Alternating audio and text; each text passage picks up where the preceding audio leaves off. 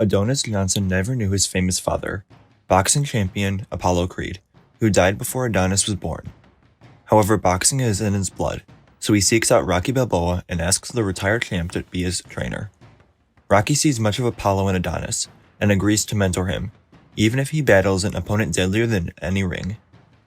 With Rocky's help, Adonis soon gets a title shot, but whether he has the true hearts of a fighter remains to be seen. With Creed 3 coming out this year, and all of the anticipation online for the film, I figured it would be a good time for me to finally see the first two films before this one releases, so I could at least have a general understanding of the character and his backstory. I didn't enjoy the original Rocky movie all that much, and I'm not a big boxing guy anyway, so I wasn't sure what to expect out of this film. But I was absolutely blown away by how much I enjoyed it. Any aspect of Rocky that made it an unenjoyable experience for me was completely resolved this time around.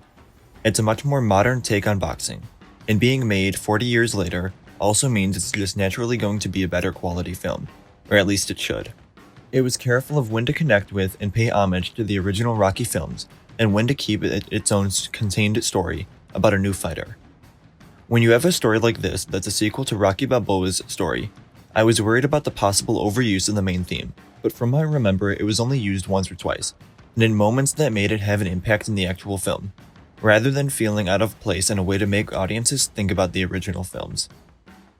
One of the reasons I think I enjoyed it so much, more than Rocky, is because the music was much more modern and also was used in ways that helped flesh out the community and the city around Adonis, like when we get the scene of him running alongside bikers to Rocky's house. Philadelphia didn't seem like that big of a character on its own like it was in Rocky, but that wasn't something I minded all that much because of how well fleshed out the actual characters are. This was one of my main problems with the original film. Even by the time the fight rolled around, I knew that I should care about Rocky, but nothing in the film had made me feel connected to any of these characters, whether it be Rocky, Apollo, Adrian, or Paulie. I just didn't care. However, here I found myself caring about everyone. I would have liked to see more from Bianca, played brilliantly by Tessa Thompson, but I still enjoyed everything we did get from her. Once she was introduced, we got quite a lot of information about her character and who she is as a person, what her aspirations are, and what her problems are. She never felt like she was only included to be the love interest of Adonis. I know she plays a role in the sequel, as well as the third film releasing soon, so I look forward to seeing more of her. Ricky Conlon was an alright antagonist.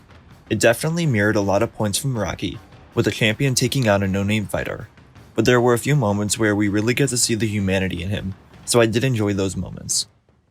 The main thing that I really loved about the film was the characterization of both Rocky and Adonis. Each and every person in this film felt layered, with different aspects to who they are as characters, and these two were no exception. Rocky felt more fleshed out through this film, and he's more than just the average American who takes on the champion.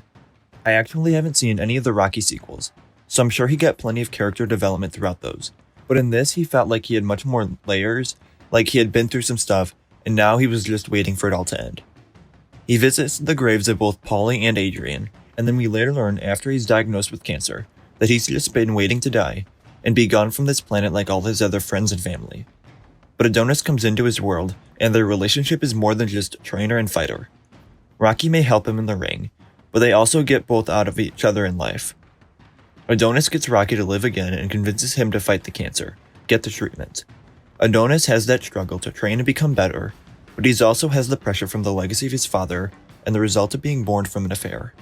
It's more than just fight and get stronger, get quicker, and beat the big bad boxer. He's got these other complicated relationships, with Rocky, with Bianca and his mother, but also his demons inside, and any doubt he has about himself, about living up to the namesake and proving he's not a mistake. Getting to know Adonis through the film made me infinitely more excited to see the third one when it releases. I was originally considering waiting until it made its way to streaming, but between wanting to see the film as soon as possible, and the quality of the film, I think the experience in theater would be amazing.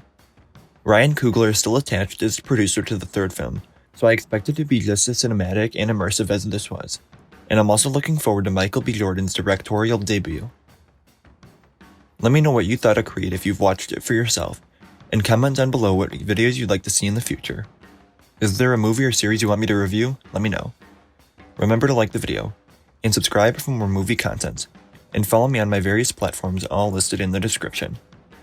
Thank you all for watching, and I'll see you again tomorrow.